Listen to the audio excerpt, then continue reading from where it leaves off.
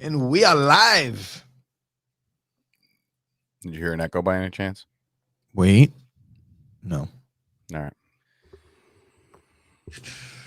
All righty. Let's effing go.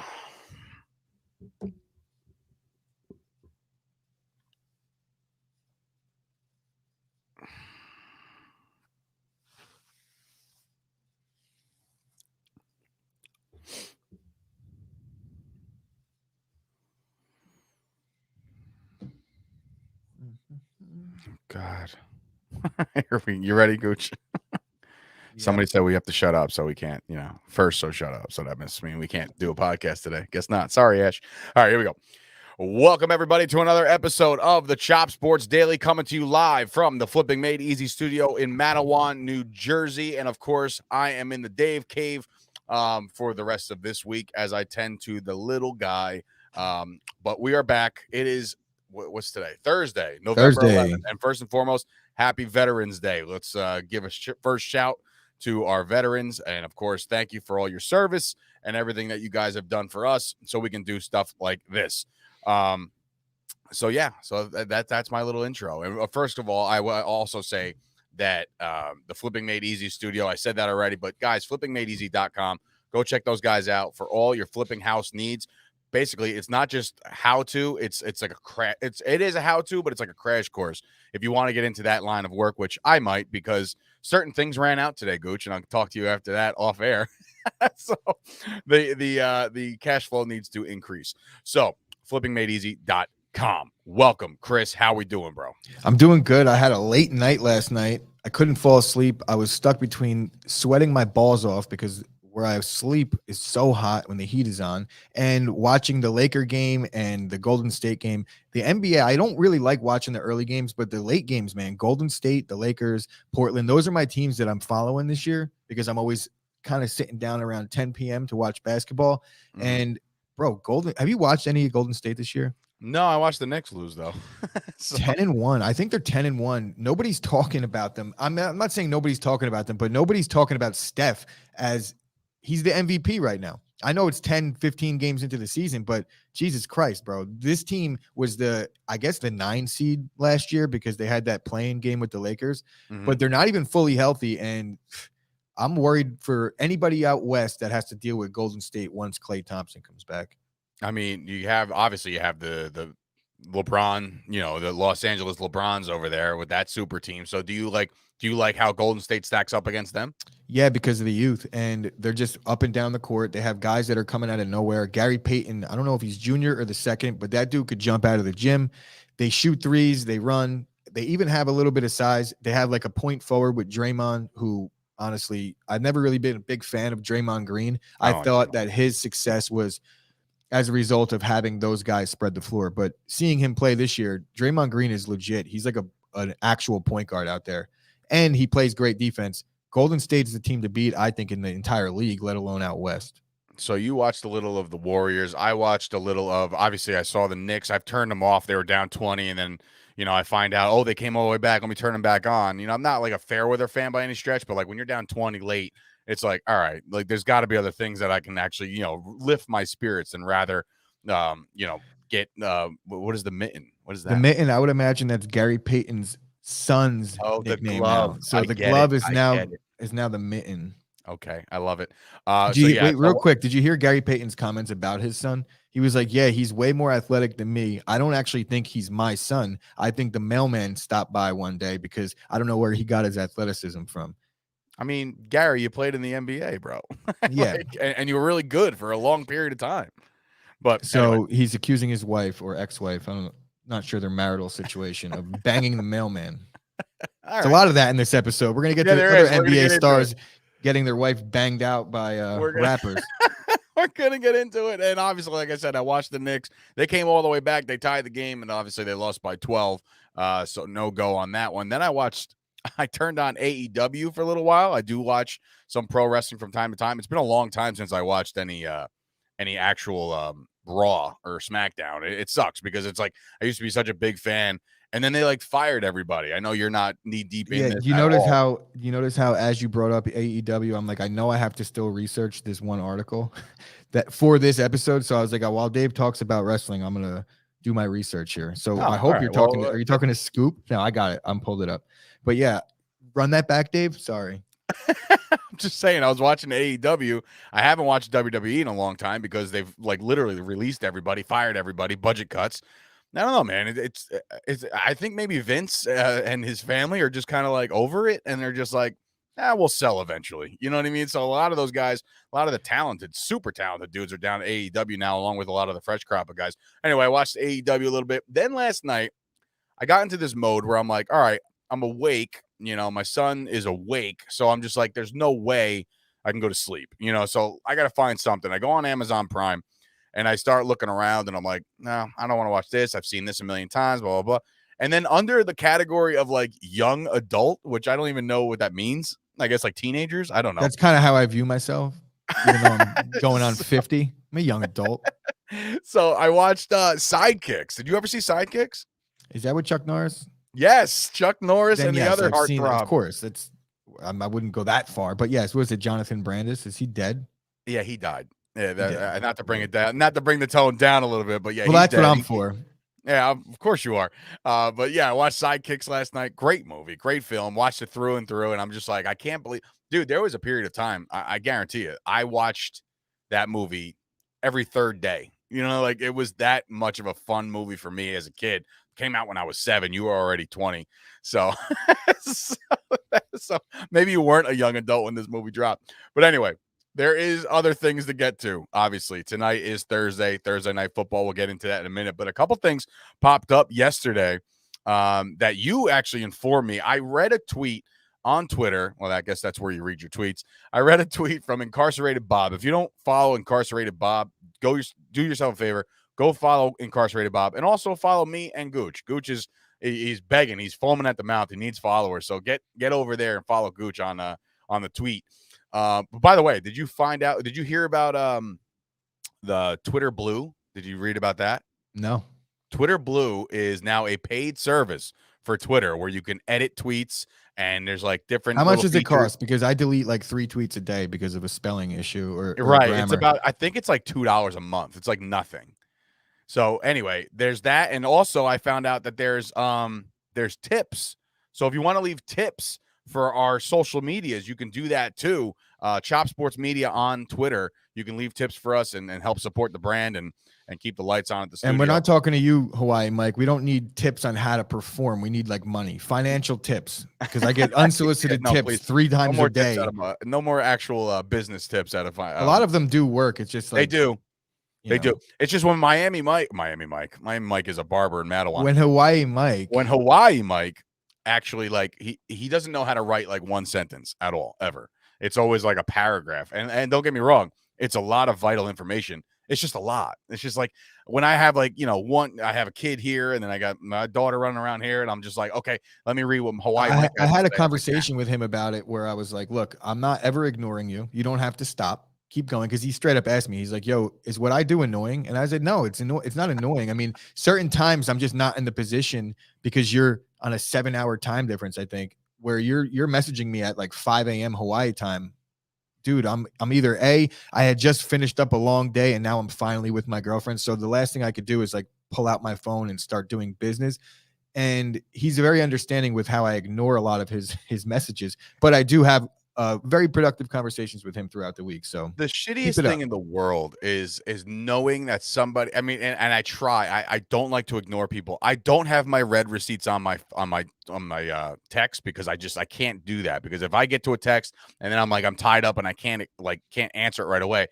That feeling of knowing somebody just read your text and then not responding to you right away is. Bro, do you remember when we first started this whole thing? I accidentally had my Reds on for everybody. I leave them on for Ash. We do that, but the public does not need to know that I read your text. And it went like 6 weeks, and Dave was like, I finally turned them off, and you were like, oh, you turned your Reds off. I was like, I can't believe they were on. So the most that's a boomer moment. The most embarrassing, one of those things where you walk around with your flashlight on your phone and don't realize it's on. Same deal. Perfect. Perfect. Yeah. So anyway, we don't. I don't like to ignore Hawaii Mike and anybody on like Facebook. Of course, Facebook is the devil, and it like literally shows you when like the person like reads it, and it's like, thanks Facebook. Like I can't get back to this person right now. So Hawaii Mike sees both of our icons in that So I'm group going to chat. give you a tip on how to screen Facebook messages. What you do is when you get the notification, don't click on the notification. Get out of that. Go to your home page of your phone and click on the app, and it'll take you directly to like the entirety of all your conversations, like all the threads, and you could preview the latest one. You could see who it is, and you'd be like, okay, it's Mike. Then you either decide to respond or don't. Strategies. I love it. I Yeah, love bro. it. Social media strategies by Chris Gucci. What up, Mark? Whenever you're with your, what does that say? Whenever you're with your girl, the last thing you do is pull out. Well, Jack, this is why some people have 2 kids now.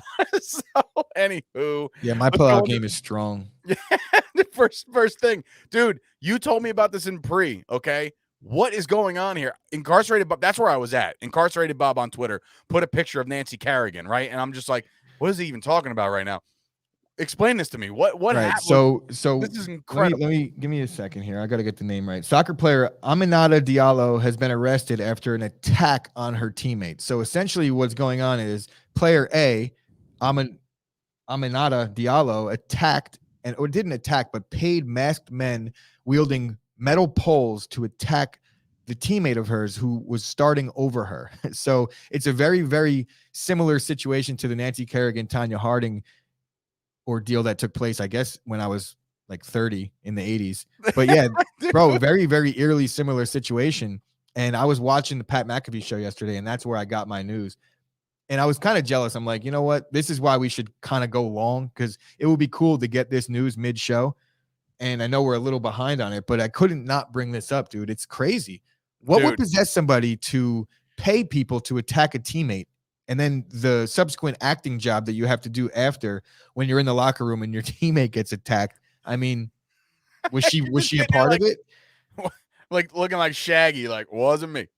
Like, Yeah. why is everybody looking at me right now, dude? First of all, when I heard about this, all I heard right away in my head was, "What is this? Did she just hire the same people?" Oh Jesus! All right, well we won't get into that, but that's funny. Um, Good old Jesse Smollett. But I would say that I hear I hear the why in the back. Remember the why? Why? I heard that right away in my head. I'm like, this is terrible. But listen, some people want to start, man, and I guess the only way you can do it is if you take out the teammate. I don't know. That's rough, dude.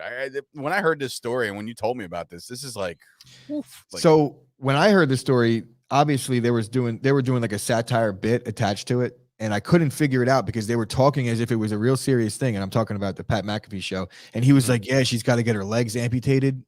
And he looked deadpan at the camera. And I was like, wait, she does? Like, that's fucking crazy. I don't think she does, but they really played it up. And it sent me on my, investigative reporting, if you want to call it that. I did my deep dive on Google and I found out, in fact, that I don't think her legs are going to get amputated, but it might be career threatening from what I read. that's So that would be insane. I mean, shitty. look, in real life, in real time, it's sad. Like so for somebody to go this long or these lengths to get their starting job back. I mean, that's whew, that's rough. Yeah, and we're over here making fun, and Pat McAfee did like a satire bit on it. Meanwhile, this woman had her career ruined, and she got beat by masked men because she's a soccer player. It's fucking crazy and terrible. And I'm probably gonna go to hell. But And speaking of going to hell, this is a recent shot of our boy Scottie Pippen. But yes, it's how you the caption itself. You came up with this one, but Scottie Pippen back in the news now because he's writing a book about the obviously his career and whatever. He's got a lot of nasty things to say about Michael Jordan.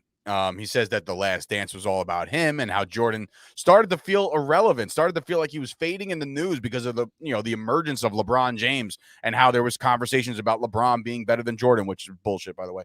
But this is just, I don't know, man. I feel like Scottie Pippen is back just to stay relevant. I heard yesterday, and you can attest to this because you're more of the NBA historian than I am. I mean, I know my old school NBA. That's kind of Scottie Pippen eras when I grew up with the Knicks. But I ask you this: Bart Scott said it, and I don't ever take anything he says serious because I really feel like he's starting to turn into one of those, the talking heads that want a reaction. He says Scottie Pippen is a top 50 player of all time. Do you agree with that? 100%. Yeah. Okay. Yeah, bro. Scottie Pippen averaged 20 points, 7 rebounds, 7 assists for like 8 years in a row. Now The Bulls went to the Eastern Conference Finals and took the Knicks 7 games the year Jordan was gone. So, the Bulls were a good team without Michael Jordan. Scottie Pippen is an all-time great, no question about it. I don't think that he would have had nearly the individual success or the team success if Michael Jordan wasn't on the team. But Scottie Pippen, 100%, is a top 50 of all time NBA player, maybe even a top 30. Honestly, he would dominate. Now I will ask you to piggyback that. Do you think that Scottie Pippen would have had the career he had if Jordan wasn't even there? Well, he would have had better individual numbers, but he wouldn't have had the 6 titles. No question about it. So you think he has the pound for pound skill set to get it done, to be a top? Yeah, 100%, bro. He's one of the all-time best wing defenders in the history of the game, on top of the fact that he was a good passer, a good rebounder, and he had a slight outside shot. But I think if he played now, that would be worked on a lot more, and he would be able to hit the 3. So yeah, Scottie Pippen, no question about it. As far as basketball skills go, he's great. As far as keeping his wife in under wraps, that's another story. I'm pretty sure the entire rap game ran through Larsa Pippen and continues to do so. So I think Scottie's just a bitter guy at this point. He signed arguably the worst contract in NBA basketball history when he signed like a $1 million a year deal when Jordan was getting paid 25. So I think that's the root of all this. If Scottie Pippen had the money post-career that Michael Jordan did, I don't think he'd be writing books, etc. Now, there was one thing that struck me as odd where they filmed The Last Dance with the understanding that they were going to make a documentary later on down the line during the final season of the Bulls championship run. So to say that he knew. So he knew. So now Michael Jordan supposedly got paid $10 million. Nobody else did. So what were you thinking then? If you knew that maybe 10, 15 years we're going to release a documentary, it kind of nullifies the fact that it's because of LeBron. It's like this was in the works for the last 20 years. And now because you're still broke and everyone's running through your wife, you're going to fucking attack Michael Jordan. Now, Michael Jordan's taking the high road on this because obviously he's sitting on his $1 billion bankroll and he's looking at it like, you know what? Scottie's writing a book.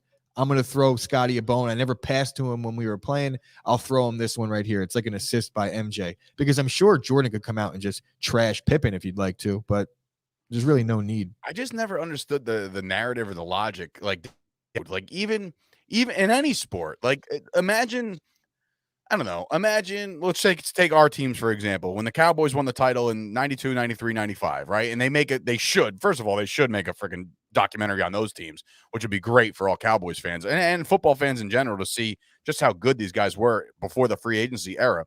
But like, imagine Michael Irvin saying like, yeah, Troy, he really stunk. Like where's the animosity? Like why is Scottie Pippen so goddamn bitter? He was so successful and literally the Robin to the Batman. You know what I mean? Like why? Like now of all times now in 2000. Well, I think it comes down to financial reasons and Michael Jordan post-career as a team owner. He's still got the sneaker situation going on and Scottie Pippen's struggling to make money. And truth be told, controversy sells books. Maybe he doesn't even feel this way, but he knows it's his best chance to get books sold, and they're going to sell. I'll promise you that. Scottie Pippen's book is going to do well because of the Michael Jordan situation. But what about taking the high road of basically piggybacking off of Michael Jordan right now? Why not be his best buddy? Like maybe you can get a front office job. You know what I mean? Bro, do you look at the picture on the graphic? Yes, I don't think anybody's trying to chill with Scottie at this point. He looks like the lead not even his wife. I have a question. I have an actual question. Have you ever seen Scottie Pippen and the lead singer of Digital Underground in the same place at the same time? I have not, and this has been a thing for a while with me. Scottie Pippen gave Tupac his start in the rap game, is what you're telling me. Exactly. I'm sure Tupac banged his wife too. Oh man, remember that movie, Nothing But Trouble? Yeah. Bobo and Little Devil. They're the best. All right, let's get into some football because we have Week 10 is among us, and we will do this. Usually we like kind of end it with this, but we want to dive right into the football game. Obviously, the Baltimore Ravens taking on the Miami Dolphins here tonight. It's not a banger at all. When you looked at this schedule and the schedule came out, you could possibly say like, ooh, Lamar versus Tua. Now there's rumors that Tua might not even go again. Like, this guy is starting to turn into the biggest piece of glass in the league, whether it be a finger or a back or a hamstring or a hip or whatever. Tua may not go. It might be Jacoby Brissett against Lamar Jackson, which becomes, if you're not a Ravens fan or you're not a Dolphins fan, this game becomes unwatchable. I mean, I'm going to watch it because I'm a football head and I watch every single game when I get a chance, as far as like if the Cowboys aren't on. But like, this game to me is going to be one of those laughers. I truly believe it's going to be a complete rout. Are you on the same wavelength as me, Gooch? Yes and no. I think Baltimore has a tendency to play to their opponent's level. I think Miami has a chance. I think as crazy as it sounds, I think Tua doesn't give him as good of a chance right now to win games as Brissett. But being that they're 2-7, if Tua is ready to go, they need to get him some work, and they know that they need to see if he's the guy for the future. So if he's able to go, Tua should go. But I think right now, as far as this team goes, Jacoby Brissett is going to manage the game better. He's going to do a few things better than Tua does. He might be able to keep it a little bit closer. Miami's offense, their receivers can't stay on the field. Their running backs is like a revolving door of bad players. I don't see Miami able to do much in this game. Maybe keep it close, and that's because Baltimore hasn't really blown teams out this year. Maybe one or two times, but they've almost lost to Detroit. They almost lost to the Colts. They almost lost this past week to the Vikings. They have some resolve, and they do fight back in the fourth quarter. I just don't know that it's going to be a laugher like you think, because Miami, I mean, they've lost a lot of close games. I know Buffalo pounded them out, but pause.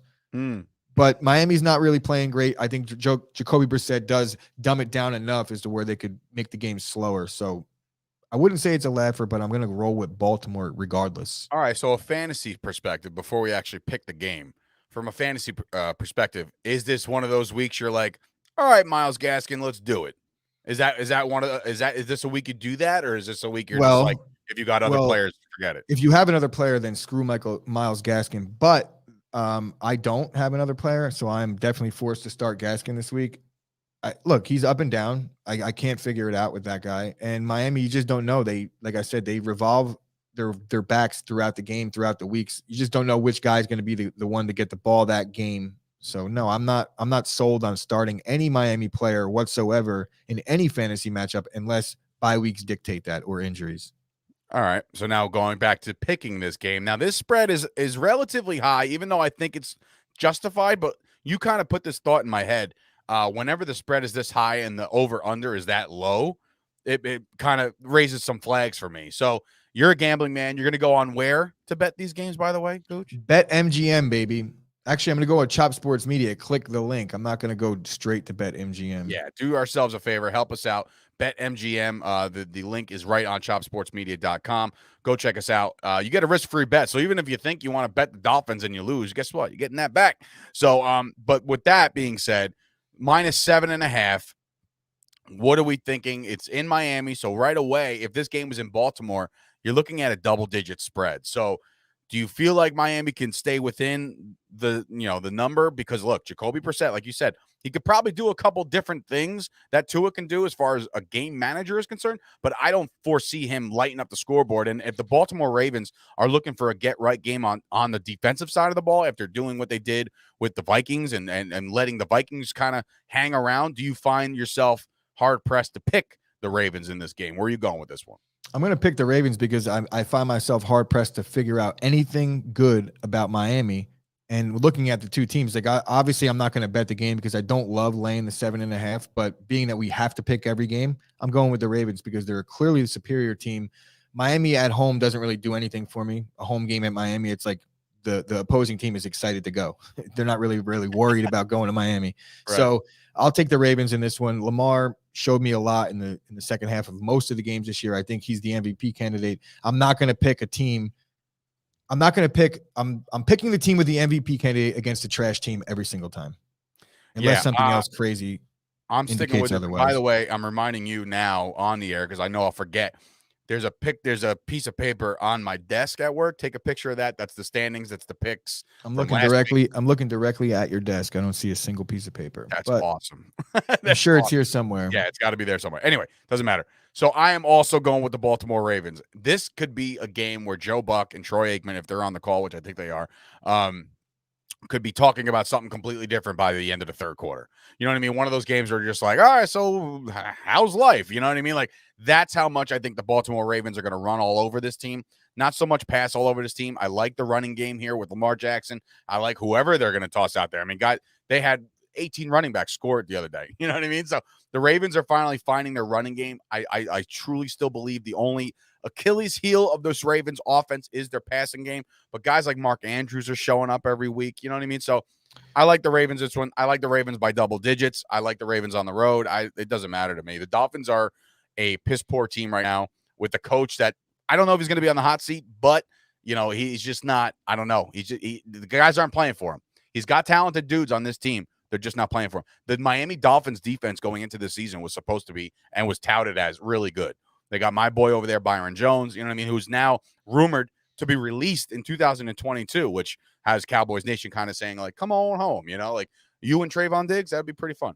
But overall, the Dolphins defense is just not living up to the billing. So give me the Ravens all day. So we'll take the Ravens there. We'll take a break right now. We're going to show you some NIL merchandise for the first time in a long time because it is November after all. You can go support all of our college athletes that are signed with us at chopsportsmedia.com, also chopsports.shop. So take a look at that. We'll come right back. We got a couple things. We want to talk a little bit of Cam Newton, who's back in the news today. And, of course, Odell has a coach that is coveting him. He wants him so bad. We'll talk about that. And, of course, we'll do our plugs and talk a little UFC. We'll be right back.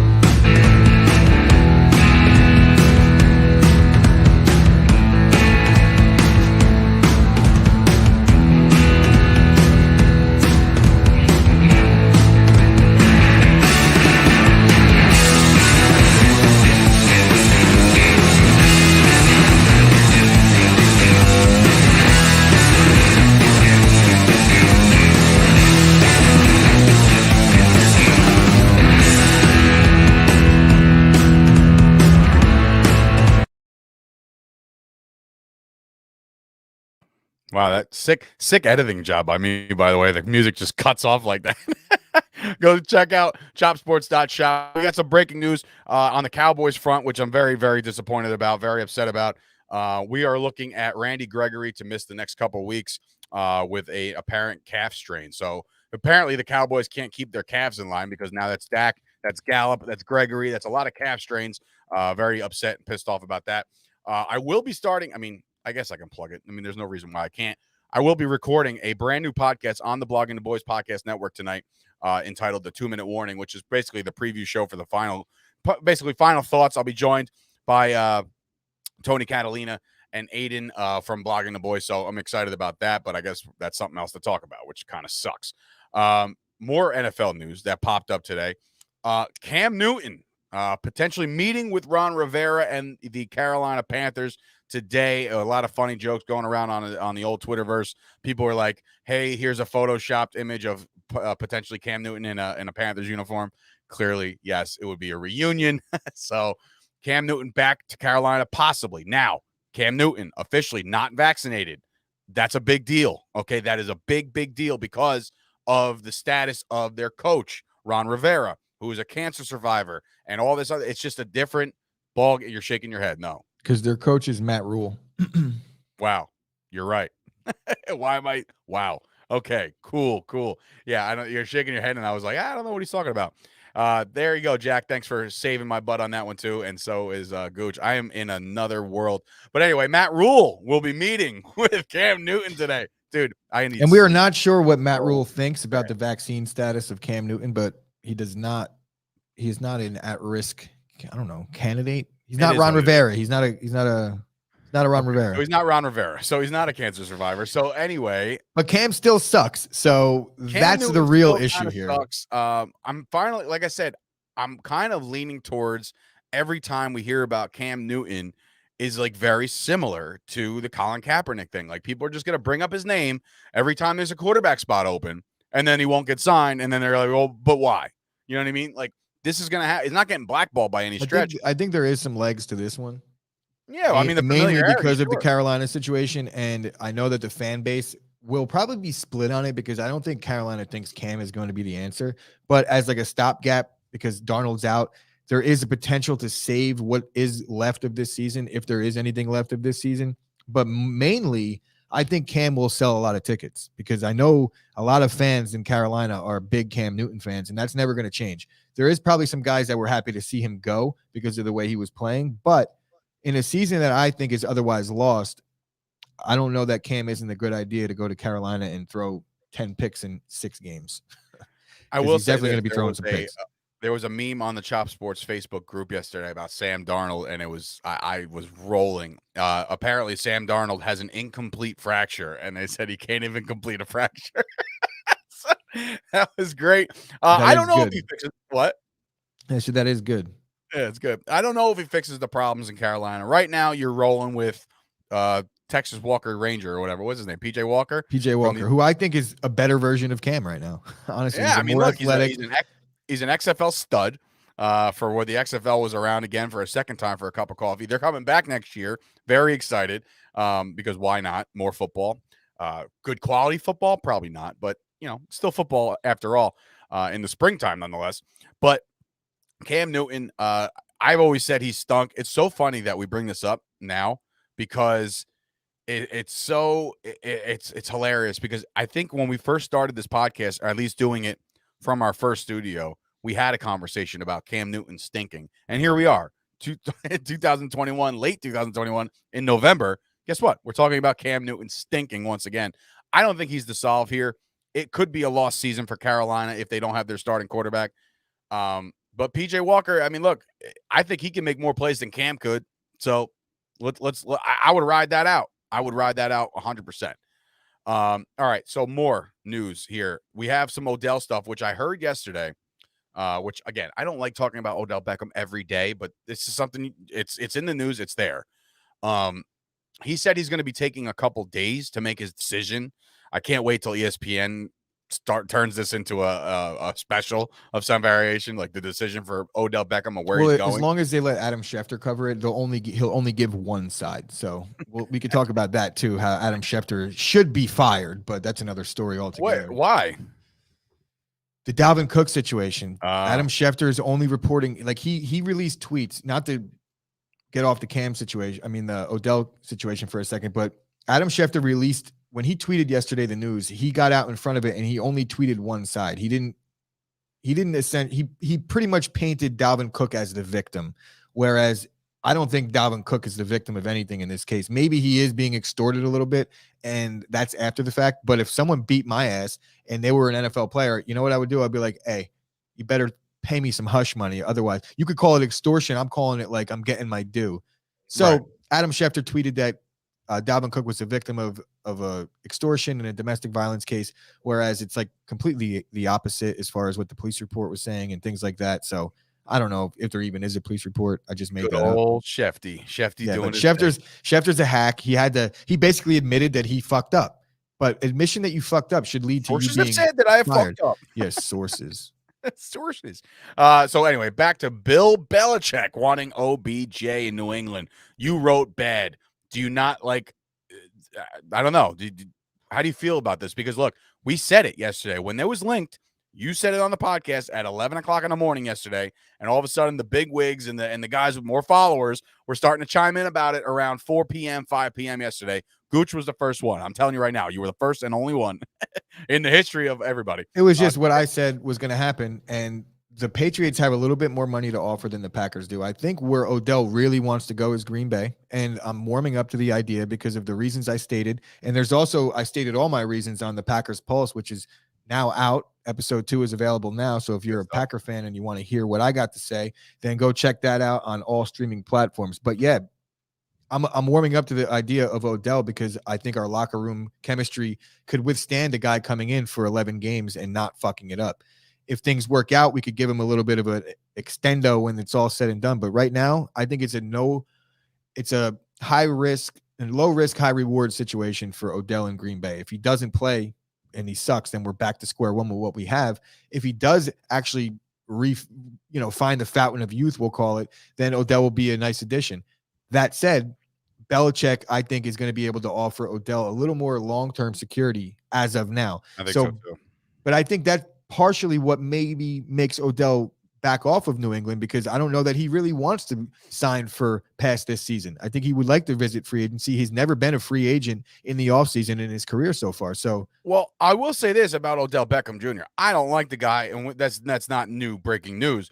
I'll say this. If he can latch on with a team right now, like in the middle of November, right, and declare himself a free agent at the end of this year, you're probably going to get the best version of Odell Beckham from now until the end of the year. Exactly. Which is why I would like Green Bay to maybe up their offer a little bit. I know that Green Bay put an offer out there on the table and it was for the minimum, but Mike Florio, who's the resident Packer hater at Pro Football Talk, tweeted out and said many people in the industry are viewing this as like a veiled attempt to sign Odell to please the fan base, but there's no actual. And then an hour later, they had reported that the Packers upped their offer to a little over $1 million. So Mike Florio just doesn't know what the fuck he's talking about, and he likes to talk shit, specifically about my Green Bay Packers. But that's another story. Oh, he talks a lot of shit about the Cowboys too. Florio he's lost credibility. I just think that what's going to happen is right before Odell signs anywhere, Belichick said to him, "Hey, before you sign anything, come back to me and I'll see if I can make it better for you over here." I think that's what the whole thing is. Odell's going through his options. I do think that he will take less money to play in Green Bay, but I'm not sure how much less. He's going to have to get a little over $1 million, and we'll see. So, but not going to happen this weekend though. Money talks, man. Money talks. And I'm telling you right now, like if the let's just say the Green Bay offer is $1 million flat, right?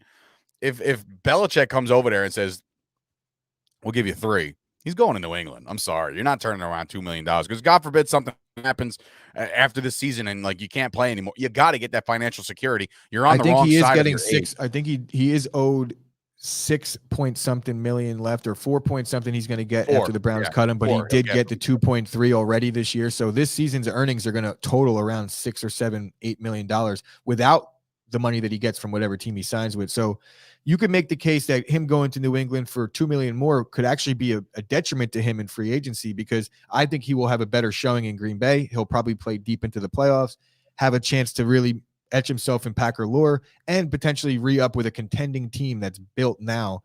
And I hate to say this, but do they end up giving Odell a little bit of that money that Devontae wants? I know the reason why they're not giving him all 4 right now is because if they do, then it completely takes an extension for Devontae off the table. If they could actually give Devontae the extension now and fix the roster situation, the salary cap, then they could sign whoever the fuck they want. But Devontae's not doing that midseason, he said so. Yeah, no, and most people don't. They got to wait for things to play out. But ideally, do you think I know Aaron hasn't been in physical contact with anybody because of all the bullshit, but do you think Aaron Rodgers is politicking for this at all? Yeah, 100%. So maybe not with Odell, but I think that Aaron Rodgers is definitely within the organization. Now an open dialogue with the entire Packers front office, and kind of that whole thing is fixed, by the way. The whole offseason drama, I think it's been obvious what the Packers have done. Once they made the trade for Cobb, I think that kind of gave me the impression that, you know what, the Packers buckled. Rodgers is getting what he wants. And we saw on Sunday that you got to give Rodgers what he wants, because Jordan Love is not ready. Not ready, and may not be it at all. I mean, I don't know. It's hard to judge somebody off of one game, so I'm not going to do that, because I've seen terrible starts out of rookie quarterbacks. Even though he's not a rookie, I've seen terrible starts out of guys that have turned their entire careers around. All right, so we'll see. So wait, before we wrap this up, I want a prediction out of you. Where does Odell go? If there's 2 options, I mean, there's only 2 options. If you're chasing the money, he's going to go to New England. If he's chasing the ring potential this year, he's going to Green Bay. I think you rule out New Orleans. I think you rule out Kansas City. Kansas City, for whatever reason, was rumored. I can't foresee, like, they just gave they're in way worse of a situation than the Packers are in financially. Right. I don't think Kansas City has. If it's financial, I think Bill pulls some strings and gets him in New England, because they truly haven't had a number 1 receiver since Randy Moss. I mean, It's been that long, right? So they haven't had a guy to take over for a long, long time. So if it's money, New England. If it's championship and he wants the ring, or at least an attempt to get a ring, it's Green Bay. That's where I'm going with it. There is some UFC going down this Saturday. It's a free card, I believe. Yes. It's on ESPN Plus or Fox. I'm not even sure. It's not on Fox. All right, never going to be on Fox again. Okay. What? Yeah, Fox and UFC are done. FS1, ESPN. No? Oh, all right. Anyway, ESPN Plus, go get it. The main card is obviously the better of there is prelims and whatever, but the main event is what everybody's kind of looking into. Max Holloway returns to the cage. The last time we saw Max, he put on a mother effing show, man. So where do you got this one? Is it necessarily a title eliminator? Like, the loser of this, are we not talking about them anymore?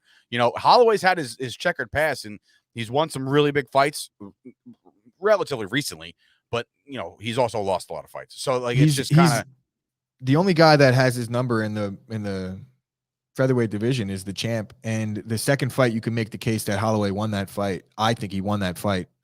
He was up 2 rounds to none early, quick, very convincingly. And then the third round was very close. Fourth round was close. And then the fifth round, Volkanovski turned it up. I think because he was the champ, they gave it to him at the time, but very close fight. I think for Max, if he wins, he's going to get a title shot, because if you look at the top of that division, there's just nobody else. You're going to give it to Ortega, just got his ass beat. There's just nobody else at the top. Korean Zombie. Max beat all these guys. For him to have to go through it again and just to prove that he is either the first or second best at the weight class in the world, I think it's all day. Max is minus 750 favorite in this one. Yair is a tough guy, but I just don't think that he's on Max's level. No matter where the fight goes, I think Max has him a little bit. Stand up, he's clearly better outside of a chance of him getting caught. But even, have you ever seen Max Holloway get caught? He gets caught, but he doesn't really get sparked by anybody. I don't think Yair hits as hard as Volkanovski does. I don't see the fight playing out any other way than Max by domination, 5 rounds to none. But he probably gets the finish before that, just by an onslaught, TKO.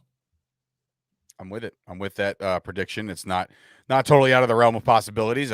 Again, if you're a UFC MMA fan, go check that card out this weekend. And also, Chopheads MMA podcast, it releases every Tuesday or Wednesday, depending on how good it is or how early they record. But go check those guys out.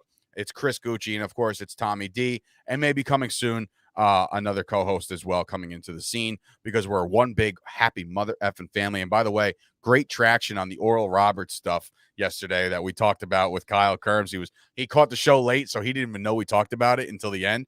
They rewound it, rewatched it, him and Dina, the pick bish, they watched it, they were rolling. So listen, sometimes you just got to bring up some of this, the checkered past, you know what I mean? So there's a lot of stuff going on tonight, as a matter of fact, because you have your NFL game. That's going to go down tonight. It's the Ravens, it's the Dolphins. Go check those guys out. As far as some plugs are concerned, I'd be remiss and hard pressed not to plug this, because, well, our phones have been blowing up for the last 24 hours about it. We do know that Jimmy Palumbo will be returning to Carteret. That's right, New Jersey's own Jimmy Palumbo returns to Carteret. He's going to be performing with Mike Marino and Jack Jr. over at the Carteret Performing Arts Center on Saturday night, November the 27th, 7:30. Also, guys, when you show up and you see Jimmy walk out on stage, he doesn't look like that anymore. He's now old not at all, and a fat fuck. So, and I can say that because he says that. So, Jimmy, if you're watching, we're totally allowed to say stuff like that, because he's self-detrimental to himself. But I will say this, Jimmy Palumbo, and this might be being a little overzealous about Jimmy right now, but I feel like, Chris, Jimmy Palumbo's on fire right now. There's a lot of stuff going on with Jimmy. I'm very excited for this show because Jimmy's fucking hilarious. As much as we talk shit back and forth, Jimmy, it's always a good time when Jimmy Palumbo's in studio, for better or for worse. Even when we have our moments of beef, it ends in laughs. So Jimmy's a great guy. Honestly, I can't wait to go see him perform. I've seen Jimmy on the big screen. I've seen him on the boob tube. I've seen him on the YouTube. I've seen him in studio. I have yet to see Jimmy Palumbo on stage presenting his comedy, and I'm very excited for it. So, guys, it's not too expensive. It's local. Go check out your boy. I have a show, WrestlePro show in Rahway. So I'm literally in the next town over.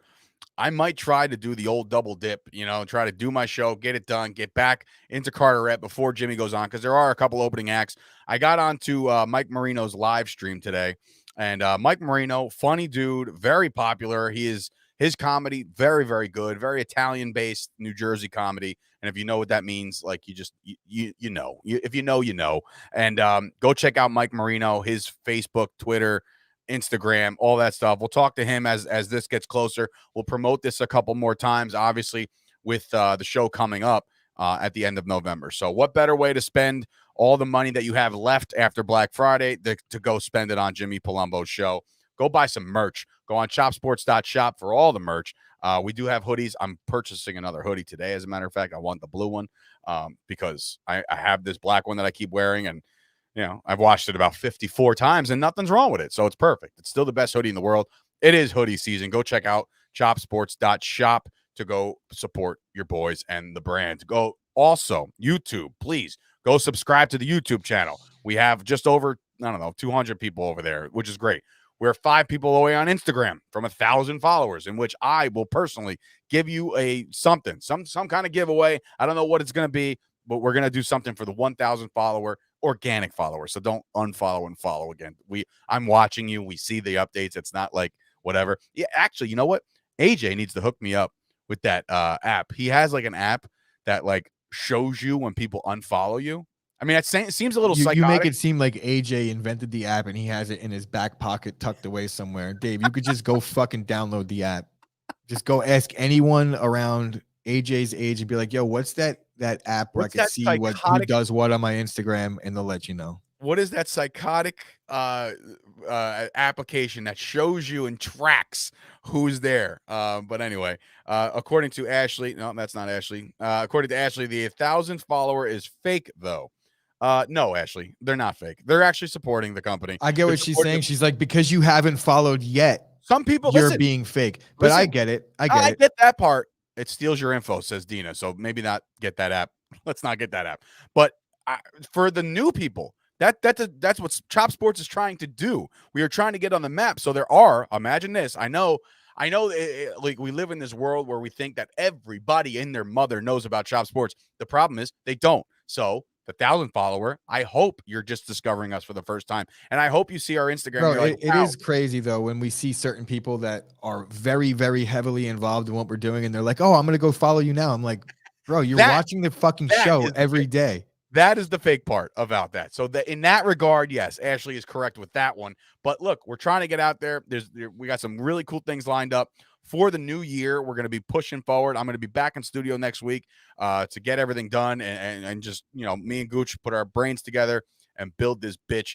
And then, right to the moon, right to the mother effing moon. So with that being said, we have some Thursday night football. Go enjoy that. Go enjoy the rest of your Thursday. Be sure to subscribe to the Chop Sports Daily and all of our podcasts. And a couple new podcasts dropped today. Till Mets Do Us Part came out with Matt Ibanez and John Sapanaro. Be sure to go check those guys out. They had a guest, Tim Ryder, I believe. He writes for the Apple. Big, decent following with Tim Ryder. I think it's Timothy Ryder on social media. Go check those guys out. I'm Your Football Team just dropped another banger of an episode from Keith Ernst. One of my co-hosts of the Jersey Boys podcast is also on our network. Shout out to Keith Ernst, who also called me out on not putting his show on the graphic that I made for the network. So that's my bad, as they say on the streets, my bad. So again, I have lost sleep. I haven't slept. It's just there's a lot to do. There's a lot to do, and we got move-in day next week for Joe Pizzamenti. We got the Pick Bish and Kyle. They're coming on in December 1st. We're getting rid of the acupuncturist, literally putting her on the street. Hopefully, maybe. I was just going to say it's Thursday, so I'm going to lock myself in the studio all day because it's Cold War vibes in the studio for sure. Next thing you know, knock, knock, knock. Like, oh my God. So anyway, for Sturch and Gooch, thank you guys for joining us every day. That's right. Tell your friends if they're tired of watching the talking heads on ESPN and every other FS1 and all these other garbage organizations that are putting together garbage.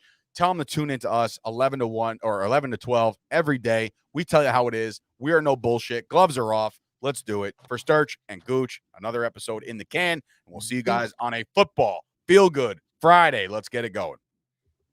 And yes, Ash, I didn't promote the Packers Pulse yet because I just released it at like 11. So time to go promote now. Dave, you could do that for me?